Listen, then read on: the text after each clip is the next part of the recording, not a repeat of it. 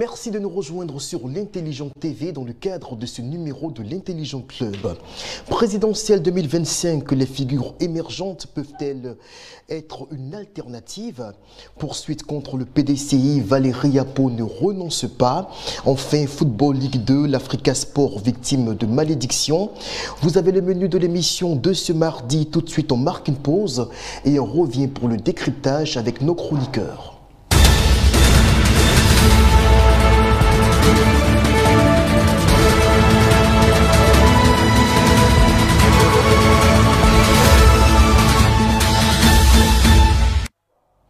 L'ex-préfet d'Abidjan, Vincent Tobi, qui a officialisé ce jour sa candidature pour l'élection présidentielle d'octobre 2025. On va l'écouter, une séquence de sa déclaration avant d'en faire un commentaire. Ivoiriennes, Ivoiriens, mes chers compatriotes, je viens par ce message porter à votre connaissance que je suis candidat à l'élection présidentielle d'octobre 2025. Ma candidature à l'élection présidentielle répond à trois préoccupations.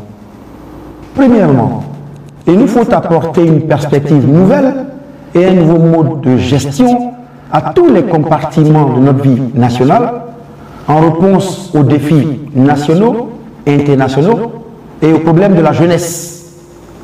Il nous faut une gouvernance nouvelle de nos institutions.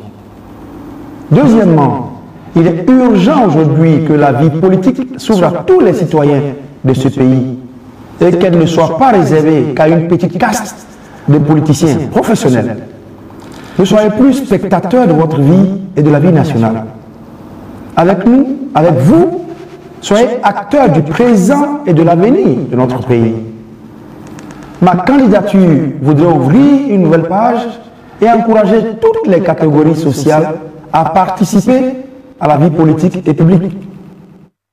Jean-Richard Nguesson, hier c'était Assalé Timoko, le député qui se disait prêt à affronter les urnes pour diriger les Ivoiriens en octobre prochain. Aujourd'hui, c'est l'ancien préfet d'Abidjan, Vincent Tobi, qui pose sa candidature, en tout cas qui se déclare candidat pour la future élection présidentielle. Finalement, est-ce que cette figure, tout comme les autres indépendants qui semblent émerger de la société civile, peuvent marquer une sorte de rupture pour une alternative face aux grandes formations politiques que l'on connaît sur le paysage politique ivoirien? Ah oui, nous l'espérons vivement, nous l'espérons. Vous savez, trois personnalités ont cristallisé l'actualité politique en Côte d'Ivoire pendant de nombreuses années. Et voir ces figures émergentes ne peut que faire plaisir à nous qui sommes des Ivoiriens. Et je pense qu'ils sont nombreux les Ivoiriens qui pensent comme nous.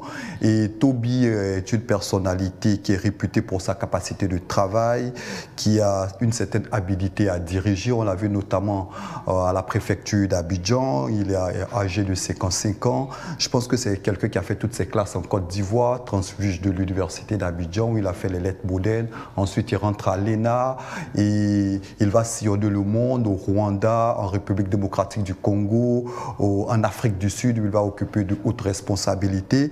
Et en 2014, il rentre notamment au ministère de l'Intérieur. Il va y faire ses classes notamment en tant que conseiller sur l'impulsion de feu Ahmed Bakayoko jusqu'à devenir directeur de cabinet du côté du ministère de l'Intérieur. C'est un spécialiste des questions électorales. Je pense que c'est une personnalité qui a un parcours qui parle à sa faveur, qui a une belle trajectoire. Maintenant, il décide de se lancer dans le marigot de la politique. On connaît plus ou moins le marigot ivoire. Quand on parle de politique, il doit être plus ou moins prêt à affronter tous les prédateurs qui se trouvent dans ce champ politique. J'espère qu'il va avoir une certaine résilience, une certaine longévité aussi au niveau de la politique, parce qu'ils sont nombreux à être venus dans le champ politique, mais très souvent, ils sont nombreux aussi à déchanter lorsque les premières difficultés adviennent. Déjà en 2020, il semble avoir déchanté lors d'une première tentative, du moins de ses partisans. Soro Djabiga, quel est votre regard sur cette nouvelle déclaration de candidature? Vous savez, l'élection présidentielle de 2025 s'annonce comme un tournant générationnel. Après 2 décennies occupées par des figures comme Laurent Gbagbo, Alassane Ouattara et Henri Konan Bédié, et aussi après le décès de Henri Konan Bédié et toutes les hésitations qui entourent la candidature du président Alassane Ouattara, la scène politique aujourd'hui a donné une certaine ouverture à des velléités, sinon à des envies de jeunes émergents qui veulent se prononcer, qui veulent rompre avec les partis politiques traditionnels que nous connaissons aujourd'hui. Ces partis-là qu'ils présentent aujourd'hui comme des organisations qui sont en griffe clientélistes, corrompus et je sais pas. Donc aujourd'hui, ces jeunes-là veulent s'affirmer et en l'occurrence, nous avons trois personnes sur la scène politique qui s'illustrent chacun à sa manière. Nous avons Vincent Tobi que Jean-Richard a évoqué tout à l'heure. Il y a aussi Assalé Tiemoko, le député maire, et il y a Dame Poulchéri Balé. Vincent Tobi incarne aujourd'hui la liberté. Nous avons vu l'acte qu'il a posé en 2020 lorsqu'il a démissionné. C'est aussi ça la démocratie. Quand on n'est pas d'accord, on démissionne. Laisser un poste aussi intéressant que le préfet d'Abidjan, qui est la plus grande ville de la Côte d'Ivoire, ça témoigne aussi de sa grandeur d'esprit et de sa noblesse. Il avait démissionné, il semblait à l'époque s'intéresser à la chose présidentielle et lorsque ses partisans avaient pris sur eux d'aller déposer son dossier de candidature, il s'était rebiffé. Oui, vous savez, le cheminement politique n'est pas émaillé forcément d'embûches et la ligne politique n'est pas constante. Après 2020, il y a 2025, après 2025, il y aura 2030. Si 2020 n'a pas pris, il y a forcément d'autres échéances qui arrivent. Et en l'occurrence, nous sommes aujourd'hui en 2025 où il annonce maintenant sa candidature. Jean-Richard a ébauché un peu son parcours, tous les grands postes qu'il a occupés à l'international dans tous les grands pays, ses grandes réalisations. Et on sait lire ces analyses politiques qui sont lucides et très édifiantes. On sait que c'est un homme qui est averti, c'est un homme qui est pétri de talent, qui incarne une certaine sagesse et une certaine équité. Donc je pense qu'il a quand même un bon chemin à faire en politique. Mais comme il a dit, il intègre l'arène politique où il y a en griffe beaucoup de prédateurs qui sont là et qui occupent si bien la scène politique parce qu'il faut le dire en Côte d'Ivoire, et on ne vote pas, et généralement les Ivoiriens n'ont pas encore atteint une certaine maturité politique qui leur permet d'analyser objectivement les programmes avant d'intégrer ou d'adhérer à des candidatures. Ici, on vote des partis politiques. Donc je pense qu'il a encore un bon chemin à faire avant de séduire le maximum de personnes. Tout comme Assalé Tiemoko, il a compris aujourd'hui, il est en train de faire un maillage sur toute l'étendue du territoire national. Il a axé sa formation politique au niveau de Yamoussoukro. Ça sort un peu de l'ordinaire quand on sait que tout le monde est regroupé au niveau d'Abidjan, qui est la capitale économique, qui est le point d'ancrage où tout tourne. Et je pense que Vincent Tobi, pour ma part, je pense que c'est un ballon d'essai qu'il est en train d'essayer de lancer pour voir un peu ce que ça pourrait donner. Jean-Richard, quelle peut être l'importance de ces figures que je qualifiais d'émergentes dans mon introduction sur la scène politique? Moi, je pense tout simplement qu'on verra d'autres personnes. On a parlé notamment, comme Soro le disait, de certaines personnes qui ont cristallisé la scène politique. Et avec l'avènement de Tobi sur le devant de la scène, je pense pour ma part que c'est une bonne chose. La Côte d'Ivoire entière connaît Assalé Tiemoko, député maire, activiste. On l'a connu surtout dans l'activisme en tant que journaliste, notamment l'un des fers de lance. Effectivement, on se rappelle déjà que le 26 décembre 2007, il était arrêté après la publication d'un article sur la corruption. Il a passé près de 12 mois à la MACA. Et on se rappelle aussi qu'à cette époque-là, il avait commencé déjà à défendre un certain nombre de prisonniers. Sous son impulsion, déjà près d'une soixantaine de prisonniers retrouvaient la liberté. C'est quelqu'un qui est engagé dans l'activisme depuis bien longtemps. C'est quelqu'un qui, à travers son journal depuis 2011, l'éléphant déchaîné, décrit ou dénonce quelques situations de notre société. On se rappelle plus ou moins tous de cette situation avec les COGES. On se rappelle de son combat notamment avec les sociétés de téléphonie. On se rappelle plus ou moins de plusieurs situations avec l'affaire Comé. Il est parole pour les populations. Effectivement, et c'est quelqu'un qui a une sorte de résilience. On se rappelle déjà qu'en 2016, il subissait le premier échec lorsqu'il se présentait aux législatives du côté de Tia-Salé, mais il n'a pas baissé les bras. En 2018, il récidivait et là, il était porté à la tête de la mairie de Tia-Salé. Quelques mois plus tard, il est réélu, il est ensuite député maire. C'est quelqu'un qui a une certaine présence sur le devant de la scène. Il est très présent sur les réseaux sociaux. Il est apprécié. Dont vous écrémez si bien le profil, on a Vincent Tobi, dont on a écouté d'entrée de jeu la déclaration. Ce dernier, c'est vrai, il avait une certaine ascendance dans l'opinion publique jusqu'à ce qu'en 2020, à l'aube de la présidentielle, il se rétracte. Depuis plusieurs années, il est quasiment inaperçu, inaudible. Soudain, il ressurgit. Est-ce que ce n'est pas déjà chose perdue pour l'ancien préfet d'Abidjan? Vous savez, c'est quelqu'un, quoi qu'on dise, qui a marqué les Ivoiriens. Il est nommé préfet d'Abidjan en août 2018. Il y restera jusqu'en août 2020. Et en 2 années, il a eu cette capacité-là à faire bouger les lignes. On l'a vu dans des bas-fonds, on l'a vu dans des fumoirs, on l'a vu lorsque la ville était... il a révolutionné le poste. Donc je me dis que c'est vrai que ça fait quelques mois, quelques années qu'on ne l'a pas entendu, mais je pense que c'est quelqu'un qui a une certaine maestria au niveau de la communication. Et je pense qu'avec Aube Nouvelle, qui est l'organisation qui l'accompagne, il saura trouver notamment les stratégies et les techniques pour se faire adouber par les Ivoiriens. Soro Djabiga, l'importance de ces figures-là sur l'échiquier politique national?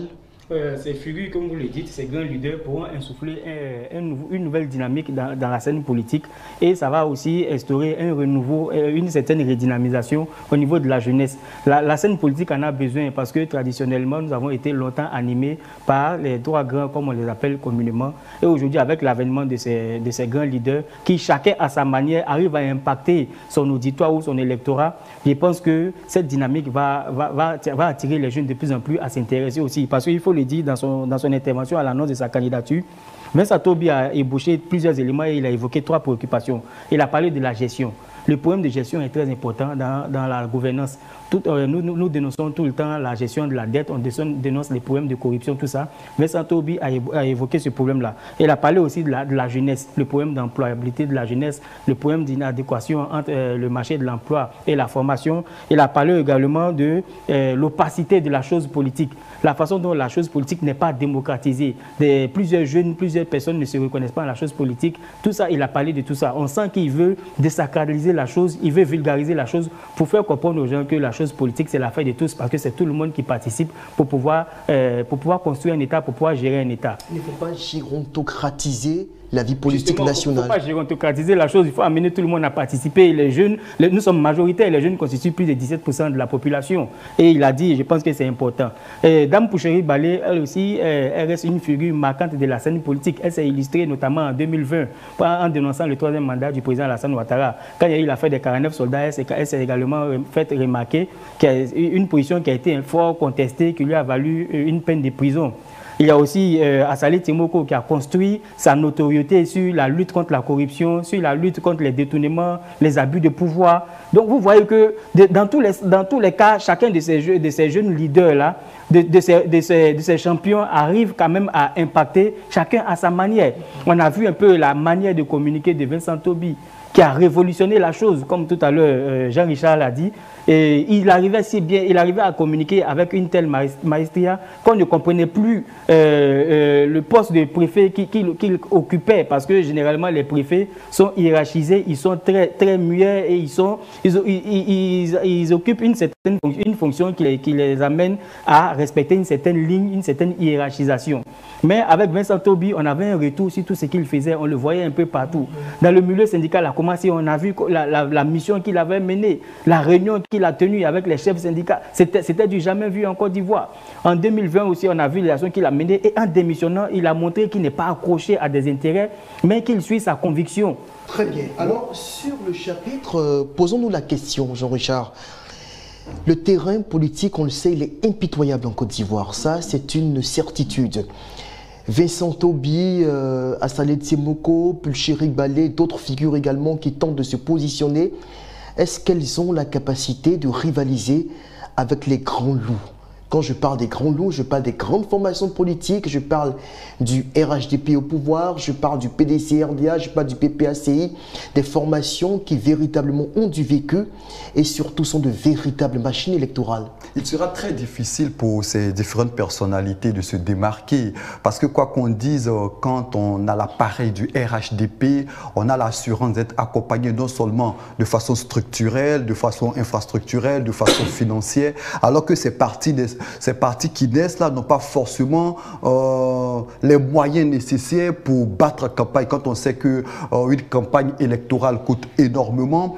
Et au-delà de cet aspect-là, moi je dirais aussi que c'est l'échec aussi de nos partis politiques parce que depuis près de 40 ans, Gbagbo incarne le leader incontestable, hier du FPI, aujourd'hui du PPACI et on ne voit personne émerger. Il n'y a pas cette volonté-là du chef de la gauche. Il n'y a pas cette volonté du chef de laisser une figure émerger. On le voit aujourd'hui avec le RHDP. Le président Alassane Ouattara, on se rappelle en mars 2020, avait dit qu'il laissait la place à une nouvelle génération. Il avait fait notamment la passe à feu le premier ministre Gbon à l'époque, qui malheureusement s'en est allé. Mais depuis le décès du premier ministre Gbon jusqu'à aujourd'hui, aucune figure n'a émergé du côté du camp présidentiel.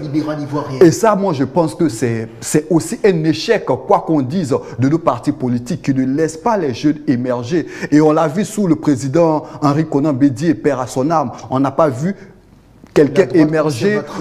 Donc, je pense qu'aujourd'hui, il y a aussi l'incapacité de ces chefs-là à laisser les jeunes prendre le pouvoir, et je pense que c'est dommage. C'est vrai qu'avec aujourd'hui l'émergence de Toby, d'Assalé Tieboko, dans une autre mesure de Pulchéri Balé, je pense que c'est une belle chose pour la démocratie, parce que quand ces personnalités-là, pendant longtemps, ont été sur le devant de la scène, les Ivoiriens, à un certain moment, ont envie de passer à autre chose. C'est vrai que Pulchéri Balé est un visage plus ou moins controversé. On sait que c'est une activiste née, mais sa visite du côté de Bamako d'une période assez sensible à décrédibiliser un tout petit peu, mais n'empêche qu'elle reste une dame très engagée dans le combat politique, et pour ma part, ça veut dire que c'est une belle chose, même si le positionnement des femmes en politique reste toujours problématique en Côte d'Ivoire, parce que est-ce que la Côte d'Ivoire est véritablement prête pour une femme? C'est la question qu'il faut se poser aussi. Sero Javiga, votre avis sur la question, sur leur capacité à se positionner face aux grandes formations politiques traditionnelles? Non, il va leur falloir du temps. Nous connaissons tous le paysage politique ivoirien.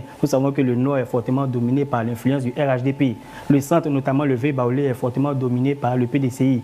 L'Ouest, c'est Laurent Gbagbo. Et le Sud, qui est représenté par le Centre-Ouest, disons. Au niveau d'Abidjan, qui occupe une... C'est pas très évident, parce que dans le Centre-Ouest, on a le PDC-RDA qui domine clairement certaines régions. Le PDCI est un parti qui est déployé sur toute l'étendue du territoire national depuis les années 1960. Mais à partir de 1990, avec le multipartisme, on a senti un peu une certaine pluralité au niveau des orientations politiques. Donc je disais qu'au niveau d'Abidjan, toutes les formations politiques luttent un peu certaines zones, et ça se sent aussi dans la lutte pour les communales. Donc je disais qu'au niveau de Pulchéri Balé, par exemple, ses positions radicales sur certaines questions lui ont fermé la porte sur une certaine transversalité sur toute l'étendue du territoire national. Parce qu'elle a des positions qui sont beaucoup radicales et qui sont controversées. Au niveau de l'électorat. Au niveau de l'électorat, merci beaucoup pour la précision.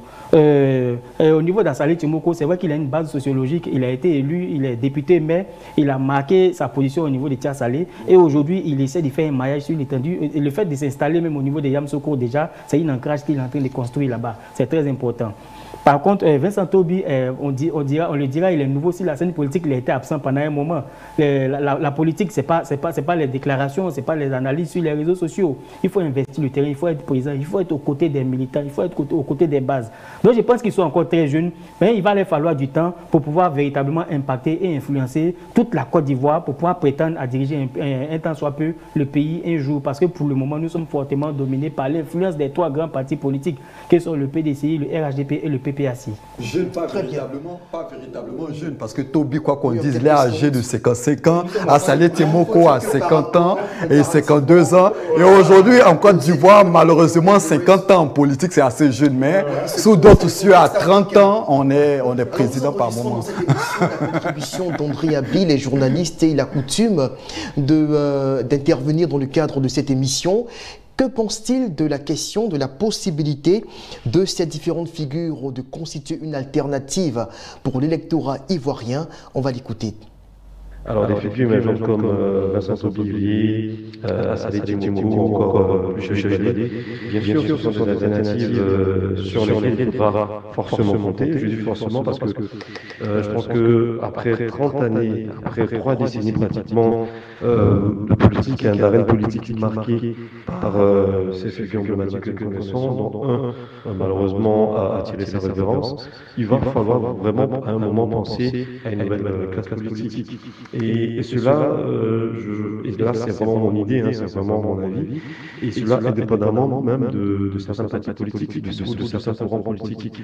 Parce que c'est vrai, c'est sûr qu'on a des schémas bien ficelés ici avec nos différentes formations politiques, mais si, pourquoi pas, on voit bien cette jeunesse émergente, ces élèves de figure arriver avec des projets plus concrets, plus entre guillemets, je mets entre guillemets bien sûr, réactualisés et vraiment plus au fait de la société. Pourquoi pas ne pas compter, ne pas aller avec cette personne-là, parce qu'aujourd'hui, force est de constater que je pense qu'on assiste quand même aussi, hein, quelque part, à une certaine lassitude même des militants de ces différents partis politiques qu'on connaît bien, le PDCI, RHP, le FPI, le PPRCI, bon bref, et tout. Donc, beaucoup de personnes commencent à se dire, mais tiens, est-ce qu'on ne pourrait pas avoir d'autres visages qui, certainement des figures qui, elles, ont pour vraie vocation de vraiment porter la voix du peuple français. Donc, et de se passer vraiment sur les difficultés vécues par le peuple quotidien, parce que je pense que le fait qu'elle n'ait pas, cette figure-là, le fait qu'elle n'ait pas de coopération politique, quelque part, leur permet de vraiment être au fait on va dire, des populations, de ne pas regarder plus à l'avenir du parti et de prendre en compte certains enjeux politiques. Elles sont vraiment, pourquoi pas, vraiment dans l'écoute de la population. Alors Jean-Richard, André Abi qui semble plutôt optimiste quant aux chances de ces personnalités qui aspirent également à briguer la magistrature suprême. Vous, rapidement, en une minute, quel est votre regard sur, sur le positionnement d'André Abi? Bon, moi, je pense qu'il y a de l'espoir. On l'a vu avec Assalé Timoko le 2 juin 2024, il lançait son mouvement. Et puis, le lancement officiel s'est fait le 23 novembre 2024. Soro le rappelait, grandeur nature du côté de Yamoussoukro, il y a de l'espoir. Mais il faut travailler la stratégie. Vous l'avez dit, le champ politique en Côte d'Ivoire est impitoyable. Et j'espère véritablement que ces différentes personnalités-là vont se marquer, vont se démarquer. Mais cela, on l'espère de fort belle manière. Soro Djabiga, ils peuvent espérer? Non, moi je pense qu'ils incarnent davantage une aspiration populaire, plus qu'un poids électoral réel. Ce sont des personnes qui sont de plus en plus, qui sont fortement représentées sur les réseaux sociaux, qui ont une forte influence sur les réseaux sociaux, qui est ce monde virtuel aujourd'hui qui anime la Côte d'Ivoire, qui occupe la Côte d'Ivoire, qui offre des opportunités à la Côte d'Ivoire aux jeunes Ivoiriens. Mais sur le terrain politique, sur la scène politique, de façon pragmatique, on les voit de moins en moins. À l'exception d'Assalé qui est beaucoup prononcé, Dame Poucheri Balé, on la voit que dans les studios télé, sur des plateaux où effectivement elle fait de grandes déclarations, elle fait de bonnes analyses, elle défend le peuple à travers ses positions. Et Vincent Tobi, c'est pareil. Donc moi je pense que, je l'ai dit tout à l'heure, ce sont des leaders qui ont besoin de temps, qui ont besoin de travailler sur le terrain véritablement pour pouvoir marquer leur temps, pour pouvoir s'affirmer et séduire de plus en plus de personnes pour adhérer à leur cause. Absolument. Alors demain 14 mai 2025, le PDCI RDA organise un congrès électif extraordinaire pour permettre au parti d'avoir un nouveau président après la démission de Cheikh Tidiane Cham qui visiblement s'achemine pour être réélu, sinon plébiscité à nouveau par les militants de sa formation politique. Un congrès qui se déroule sous forte pression judiciaire, puisque dans le même temps, 24 heures plus tard, donc jeudi 15 mai, l'on s'attend à un procès, le fameux procès opposant Valérie Yapo, elle-même membre du bureau politique de ce parti, à la direction du PDCI RDA. Jean-Richard Nguesson, quels sont selon vous les enjeux, sinon les grands enjeux du procès du 15 mai qui interviendra, on le disait à l'instant, 24 heures après le congrès électif qui, sans surprise, devrait reconduire Tidiane Cham à la tête du parti? Oh, je pense qu'il n'y a pas d'enjeu véritablement. Le président Cham a démissionné de la présidence du PDCI RDA. On attend véritablement de voir ce que la justice va décider, mais il n'y a pas grand chose à dire. Je pense que, quoi qu'on dise, Valérie Yapo a réussi.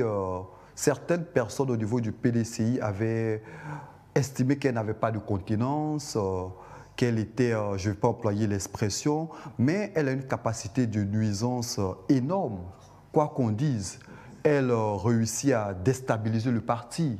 quoi qu'on dise, parce que n'eût été Valérie Yapo aujourd'hui, le PDC serait en roue libre en train de faire une sorte de pré-campagne, mais aujourd'hui, les procédures judiciaires se multiplient.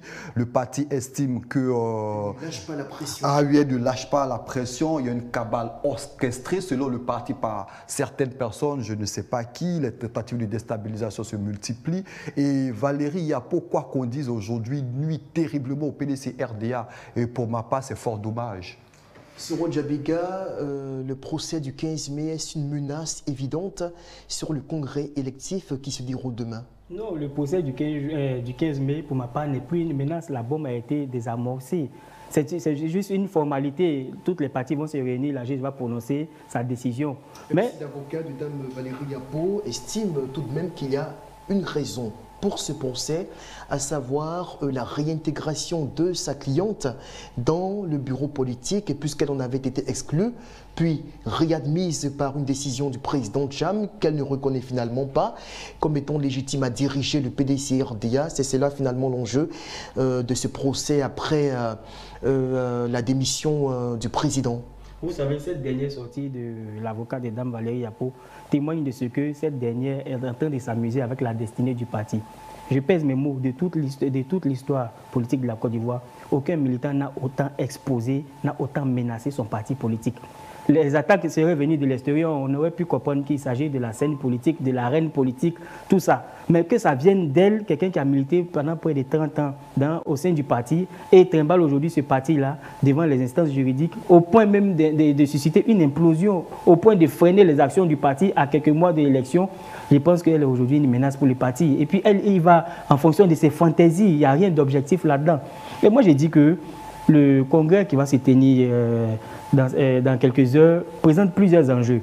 D'abord, il va permettre de favoriser la restructuration du parti.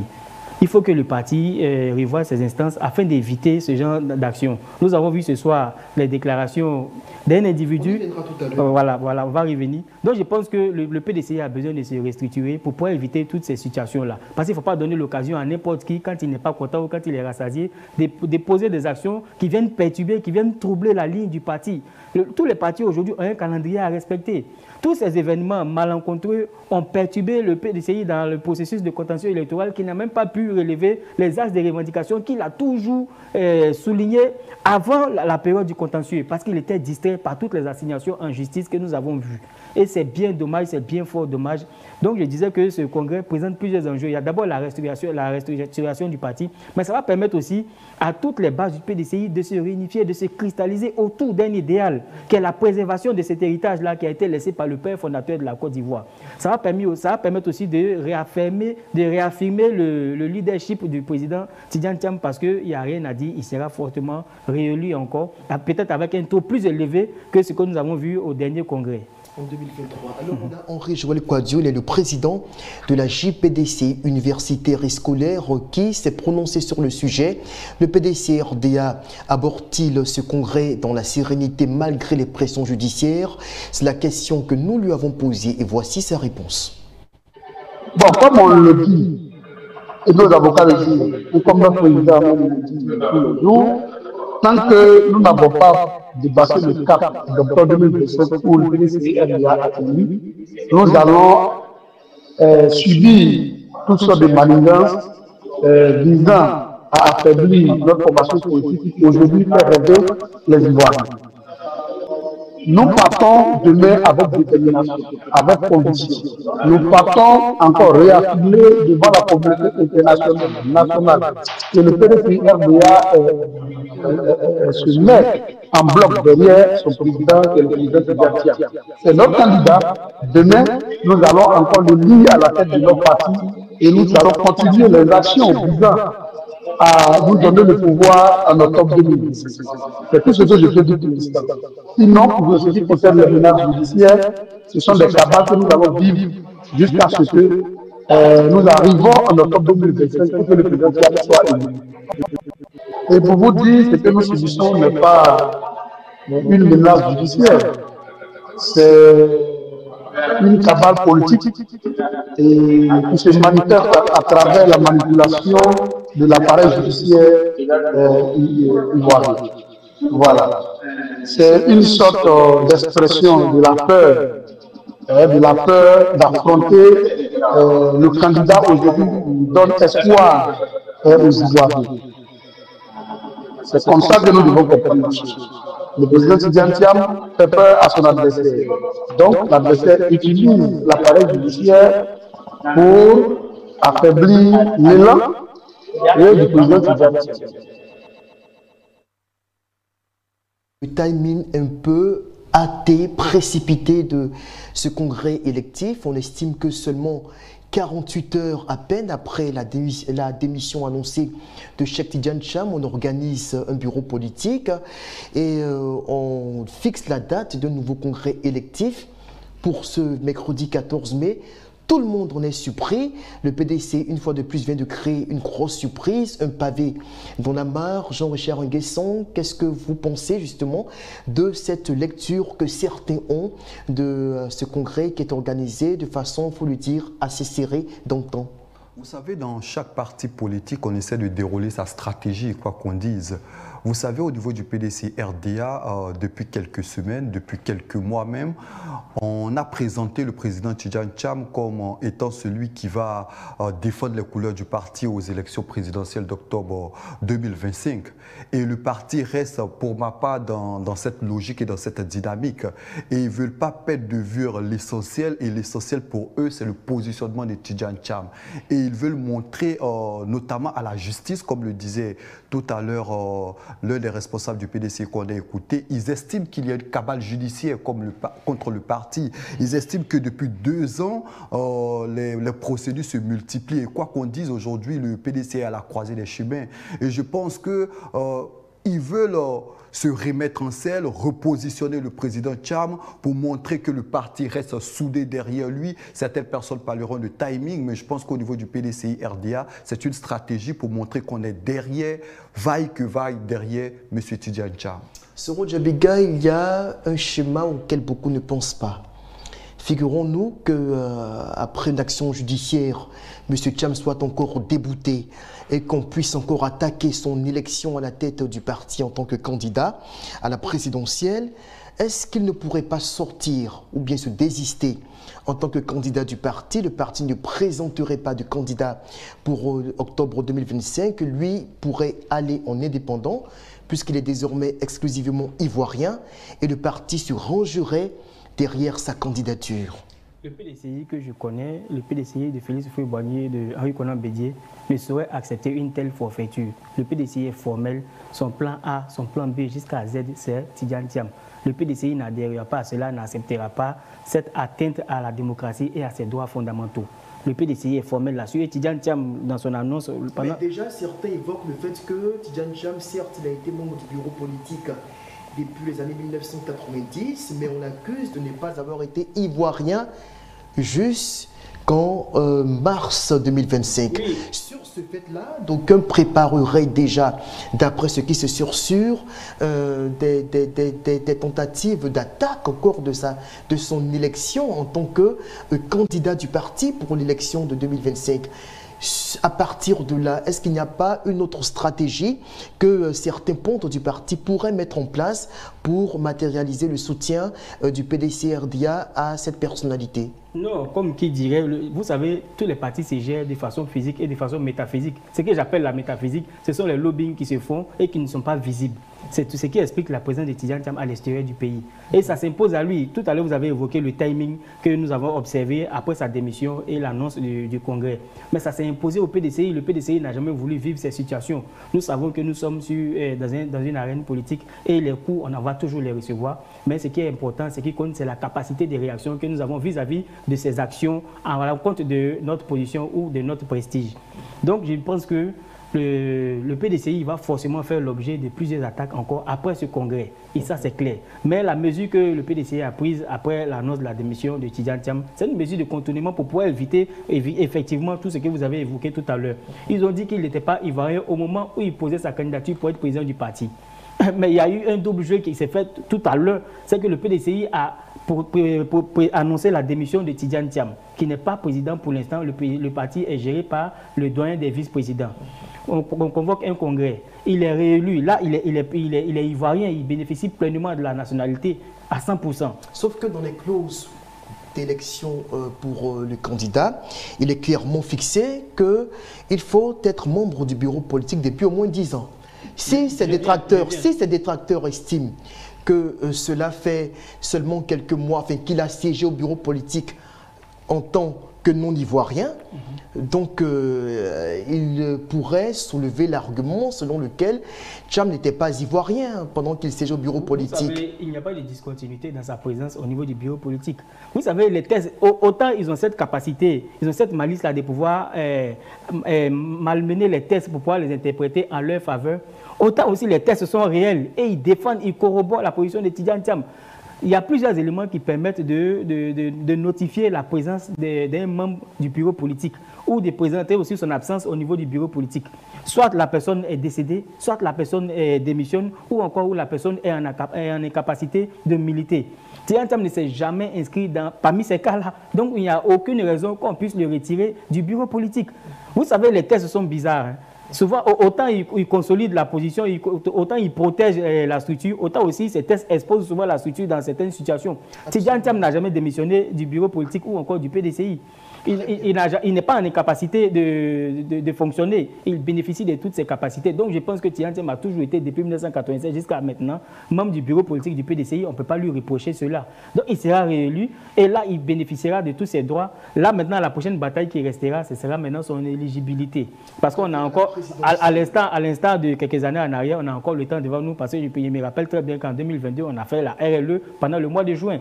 Donc on a encore le temps de lancer une RLE. Ça va dépendre maintenant des moyens de pression que l'opposition pourrait exercer sur la CEI pour pouvoir y adhérer. Alors depuis cet après-midi, il y a un nouveau chapitre qui s'invite à l'actualité judiciaire, sinon électorale au PDC-RDA. Il y a un certain collectif des militants du Béquet, d'après ce que l'on peut lire sur la circulaire dont nous avons reçu copie, une circulaire signée d'un certain Kwame Benjé qui se décrit comme étant coordonnateur dans la région du Béquet. Alors il nous a naturellement plu, comme le devoir déontologique que nous l'impose, de consulter des sources au sein du PDC-RDA. Et à l'étonnement général, tout le monde se demande mais qui est ce fameux Kwame Benjé? Si la réalisation peut nous faire défiler certaines de ces photos pour qu'on voit qui c'est, qui est ce personnage qui, d'après les images que nous avons pu identifier sur Internet, semble être beaucoup plus proche du camp Gbagbo, si l'on s'en tient bien sûr à ces t-shirts qu'il arbore. Il semble être membre actif de la galaxie pro-Gbagbo. On a même supprimé un commentaire sur Rojabika, vous pouvez nous le lire. Un commentaire qui date de 3 ans, je précise. Dans le commentaire, il dit: crois en Gbagbo et tu sauras sauver ma fille.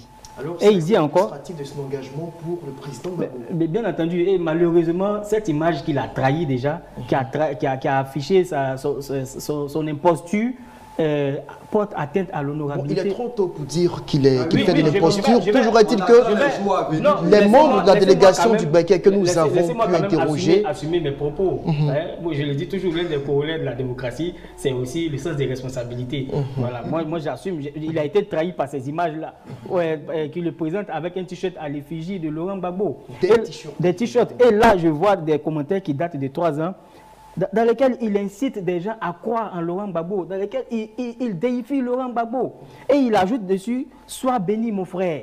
Et aujourd'hui, on le voit encore en train de porter une atteinte, en train de tenter de mener comme coordonnateur du PDC de la région du Béquet. Alors là, on a un membre de la délégation du Béquet, le docteur Amoa Kongi Roland, qui est coordonnateur JPDC universitaire au Daoniansou dans la région du Béquet, donc membre influent de cette délégation-là, qui a accepté à quelques minutes de l'ouverture de l'émission de nous dire sa part de vérité sur l'affiliation ou non de ce personnage à l'intérieur de la délégation dont il est membre. C'est un individu que je ne connais pas. Et quand moi j'ai reçu, quand j'ai vu la plainte déposée, qu'est-ce que j'ai fait? J'ai essayé de faire rentrer son numéro dans dans mon téléphone pour voir si je pouvais l'identifier parmi les contacts des militants avec qui nous avons l'habitude de travailler au niveau du Boaké. Et il s'avère qu'il n'apparaissait pas. Donc, qu'est-ce que j'ai fait? J'ai pris mon téléphone, je l'ai appelé. Et il semblait ne même pas savoir qui l'appelle. Il ne savait même pas qui l'appelait et tout ça. Bon, en tant que vice-président de la JPDCI, universitaire et scolaire, en charge de la planification, de la formation et de la stratégie politique dans le Béquet, il ne peut ne pas me connaître s'il est vraiment à Boaké et qu'il militait avec nous. Voilà. Et donc, moi non plus, je ne le connais pas. Et donc, je pense personnellement qu'il s'agit, n'est-ce pas, des nombreuses magouilles mises en place pour empêcher, n'est-ce pas, la victoire. On vient d'écouter le docteur Amoa Kongui Roland, qui est membre de la délégation du Béquet, plus précisément vice-coordonnateur JPDC universitaire et scolaire de la localité d'Aouniansou, toujours dans la même région, qui semble, comme beaucoup d'autres militants de la même délégation que nous avons interrogé, ne pas connaître ce fameux Kwame Benje, en tout cas dans les fichiers de la délégation. Jean-Richard, est-ce que cette initiative de Kwame Benje, qui se présente comme membre d'un collectif de militants dits mécontents de l'organisation active du Congrès éclaté, peut éventuellement nuire à la bonne tenue du scrutin à l'intérieur de la région? Vous savez, le PDCI vit une période assez délicate de son histoire. Il y aura forcément des contestations en été, des contestations de l'adversaire. Moi, ce que je retiens, c'est que le PDCI doit être assez regardant sur ses textes. Parce qu'aujourd'hui, le PDCI, quoi qu'on dise, à une certaine période, a prêté le flanc. Et aujourd'hui, le PDCI gagnerait à être beaucoup plus regardant. C'est vrai que toutes les situations que vit le PDCI aujourd'hui ont contribué à dynamiser le parti. Mais il faut être assez regardant pour ne pas avoir de Valérie Yapo au féminin. Très bien, assez rapidement, Soro Djabika, votre lecture de cette situation. Est-ce qu'on doit craindre pour le déroulement du scrutin dans la région du Béquet demain mercredi 14 mai? Oui, moi je pense que avec l'annonce qui a été faite déjà par M. Benje Kwame, je pense que des individus vont s'inviter à l'épicentre du Congrès pour pouvoir tenter de faire des troubles à l'ordre public et empêcher le Congrès. C'est prévisible. Le PDCI doit prendre des mesures pour pouvoir éviter cette situation-là. Vous savez, les forces de l'ordre existent en Côte d'Ivoire depuis la création de la Côte d'Ivoire. Les forces de l'ordre ne sont pas seulement pour une seule formation politique. Je pense qu'il doit prendre des mesures avec les forces de l'ordre, la police, la gendarmerie, pour pouvoir encadrer l'événement et éviter que cet événement-là soit troublé. Parce que le timing est très serré et il est très stratégique. Si ce congrès n'arrive pas à se tenir, ça sera compliqué. Parce que je l'ai dit d'entrée de jeu, ce congrès aura forcément une influence sur la décision de justice qui va être donnée. Si Tidjane Thiam est président, il est légitime, il est légalement élu, il n'y a plus de problème. On va terminer avec un sujet beaucoup plus léger, en tout cas léger pour nous, mais peut-être assez lourd pour certains, notamment pour les supporters de l'Africa Sport National, formation emblématique du football ivoirien qui, pour la deuxième année consécutive, est maintenu en Ligue 2. Jean-Richard, des précisions sur cette déconvenue de la formation des Verts et Rouges. Vous avez été tendre, ce n'est pas pour la deuxième année consécutive, c'est depuis 2021 que l'Africa Sport d'Abidjan fort malheureusement végète, pour la correction. Oui, végète en Ligue 2 et c'est fort dommage pour cette équipe qui, pour la petite histoire, sa création date de 1947. Et l'Africa Sport d'Abidjan, c'est 21 titres de championnat de Côte d'Ivoire, 12 Super Coupes et 3 titres continentaux. L'Africa Sport déjà en 1992 était le premier club ivoirien à avoir la Coupe d'Afrique des vainqueurs de coupe, une coupe qu'elle a remportée à 2 reprises. Ensuite, une génération dorée. Ah oui, avec une génération dorée, on se rappelle des Rachidi Yekini, des personnes qui ont marqué l'histoire du club. Mais fort malheureusement aujourd'hui, l'Africa Sport d'Abidjan sous l'impulsion du président Kyotea Narcisse a du mal véritablement à remonter la pente. Qu'est-ce qui se passe au niveau du club? Je dirais que les problèmes au niveau de l'Africa Sport sont je veux dire, au niveau du management. Quand on a une personnalité telle que Roger Boli qui a maintenu le club pendant un long moment et qu'on remercie cet individu, c'est tout à fait normal que l'Africa Sport d'Abidjan aujourd'hui traverse toutes ces difficultés. Soro Djabiga, je ne connais pas votre bord sur le plan sportif. Est-ce que vous êtes lui ou non supporter des Oye? Toujours est-il que j'ai envie de vous demander ceci, est-ce que l'Africa est victime d'une malédiction? Rassurez-vous, je suis supporter d'Africa depuis ma naissance. Okay. Alors, sur les réseaux sociaux, je suis très connu sur les réseaux sociaux pour la promotion de l'Africa Sport, malgré les réveils que nous enregistrons depuis longtemps. Mais parler de malédiction, ça serait masquer, ça serait occulter les réalités humaines et structurelles que l'Africa rencontre. L'Africa a des réels problèmes et qu'on ne cesse de dénoncer. D'abord, il y a le problème de gestion.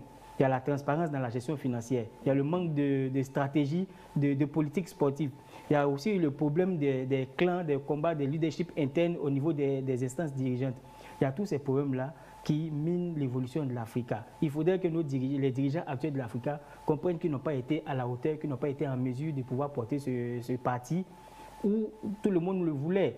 Donc, quand on ne peut pas et quand on aime vraiment la chose, il faut pouvoir le confier. Il faut confier cette chose-là à des personnes professionnelles qui pourront ainsi porter le projet et nous sortir de cette gadoue dans laquelle nous nous retrouvons. Ça fait maintenant 2 ou 3 ans. Nous sommes dans cette situation-là. Donc, je pense que le problème de l'Africa, ce n'est pas une malédiction, mais c'est un problème structurel, c'est un problème humain. Très bien. Alors, on a 2 confrères, en l'occurrence Aimé Gueye, qui est journaliste sportif, et non, plutôt un confrère, puisque Aimé Gueye, lui, il est un journaliste, et l'autre, Anissia Allah, qui est consultant en marketing et management sportif, donc non professionnel de l'information, qui se sont prononcés sur la situation de crise que traverse l'Africa depuis plusieurs années. Qu'est-ce qui ne marche pas? Pourquoi est-ce que l'Africa continue de stagner loin de l'élite du football ivoirien? On va les écouter de façon successive. Oui, ça fait très mal de voir un grand club comme l'Africa Sport d'Abidjan, le club au relais de 3 titres continentaux qui depuis 2021 végète en Ligue 2. Le mal il est assez profond quand même, parce que le mal il est d'ordre structurel, organisationnel et puis surtout d'ordre sportif. D'ordre organisationnel parce que l'Africa Sport d'Abidjan, un club aussi prestigieux, n'a pas les fondamentaux d'un club moderne. Ça veut dire ils n'ont pas le minimum qu'il faut, notamment les infrastructures sportives aussi entraînées, puis tout ce qui est siège, voilà, et puis d'ordre structurel parce que chaque année c'est un bouleversement. Mais il faut le dire, depuis l'arrivée de Kouyoté à la tête de l'Africa depuis 4 ans, il y a quand même une petite accalmie au niveau des velléités. L'effectif change. Chaque année, les entraîneurs changent. Donc, l'équipe n'est pas dans la régularité. Donc, à chaque changement de cote de banc technique, c'est un nouveau système qui arrive et ce n'est pas facile. Cette année, on l'a vu, hein. À l'aller, l'Africa commence toujours bien les matchs retour. Les 4 derniers matchs, l'Africa a une mauvaise gestion de la pression. L'Africa n'arrive pas à gérer la pression. Chaque fois, l'Africain en tête se fait doubler, se fait battre par les équipes de seconde zone et au dernier moment, l'Africain n'a que ses yeux pour pleurer. Malheureusement, parce qu'on aurait voulu avoir l'Africain en Ligue 1 dans les ligues du football pour que l'Africain rivalise avec l'Afrique et ça redynamise le football ivoirien. Malheureusement, ce n'est pas le cas. Ma vision, c'est qu'aujourd'hui, il y a des gens qui inculquaient l'esprit Africa Sport aux joueurs. Ces gens, ça ne sont plus là. C'est pas la tête qui fait l'Africa Sport. Il y a des gens qui appartenaient au club qui inculquaient le fighting spirit de l'Africa. L'Africa, avant, on dit que c'est le sang sur le gazon. Tant que l'arbitre n'a pas sifflé la fin du match, on va dire que j'ai gagné l'Africa. Mais cet Africain que nous voyons là, c'est plus l'Africa que nous avons connu. Nous qui sommes un peu plus âgés que vous. L'Africa a perdu de son fighting spirit. L'Africa, c'était les Anglais de Côte d'Ivoire. Jusqu'à l'Africa a renversé des matchs pas possibles. Moi, je ne peux pas concevoir que l'Africa soit menée et mène 1-0 et qu'on a 2-1 et puis ils ne peuvent pas renverser la vapeur. L'Africa d'avant de renverser cette vapeur-là. Parce qu'il y avait des gens qui savaient, ils avaient des motivateurs. Et ce sont ces motivateurs-là qui ont disparu. Il y a des gens qui sont venus avec de l'argent, qui ont fabriqué notre Africa. Mais quand ils n'avaient plus cet argent-là, l'Africa a sombré. C'est des gens comme Kouyoté pendant qu'il était au cabinet de la présidence, connaissait Koumar avec son argent dont l'origine est un peu douteuse, mais sans ça là, il y a des gens qui n'avaient pas de grands moyens, mais avec ces motivateurs qui avaient la permettaient de faire des prouesses à l'Africa. Comme en 1986, quand l'Africa joue la finale de la C1 face aux Zamalek, des dirigeants moyens mais avec des motivateurs très forts pour que l'Africa élimine même en quart de finale l'Espérance de Tunis. Ce que la SEC a du mal à faire, mais l'Africa a éliminé l'Espérance en quart de finale en s'imposant 1-0 seulement à Abidjan. L'Africa était menée depuis la 10e minute à Tunis, mais à 2 minutes de la fin, Sangaré Mohamedou, le consultant, c'est lui qui égalise pour l'Africa. C'est-à-dire que ce fighting spirit, même à l'étranger, l'Africa avait ça. Mais c'est ça qui a disparu au niveau de l'Africa. L'Africa Sport Jean-Richard, qui a connu ses heures de gloire du temps de la gestion de Simplice de Messé Zinsou, qui a véritablement impulsé un modèle de management révolutionnaire à la tête du club des Verts et Rouges. Aujourd'hui, c'est véritablement le naufrage après plusieurs années d'errance, sans véritable solution. Quels commentaires assez rapidement faites-vous des analyses de nos consultants qui ont évoqué un certain nombre de problèmes qui, selon eux, minent l'Africa Sport national? La question que la plupart des supporters de l'Africa se posent, c'est est-ce que Kiotea Narcisse a échoué? Moi, je dirais oui, il a échoué parce qu'il avait une responsabilité. En tant qu'ancien joueur de l'Africa Sport, il avait cette responsabilité-là de faire monter le club en Ligue 1. Fort malheureusement, les années passent, mais il ne réussit pas. Quand on sait que l'Africa fait partie des fers de lance du football ivoirien et que cette équipe-là aujourd'hui végète en Ligue 2, c'est fort dommage. Moi, je pense que comme le pensent la plupart des supporters de l'Africa Sport, Kiotea Narcisse gagnerait à lâcher le club, et pour une personnalité qui a les coups franches, qui a le management nécessaire, qui a la vision nécessaire pour porter l'Africa au niveau de la Ligue 1 de Côte d'Ivoire. Moi, je pense que pour sortir de cet impasse-là, l'Africa devra s'ouvrir à une gouvernance moderne avec une direction technique. Il faut aussi à l'Africa un centre de formation, il faut préparer la relève. Il faut également impliquer la diaspora et les anciens footballeurs afin de ressortir véritablement l'Africa de la Gadou. Vous savez, il y a des clubs comme Raja de Casablanca et Eniba du Nigeria qui ont traversé ces périodes sombres et qui ont pu s'en sortir.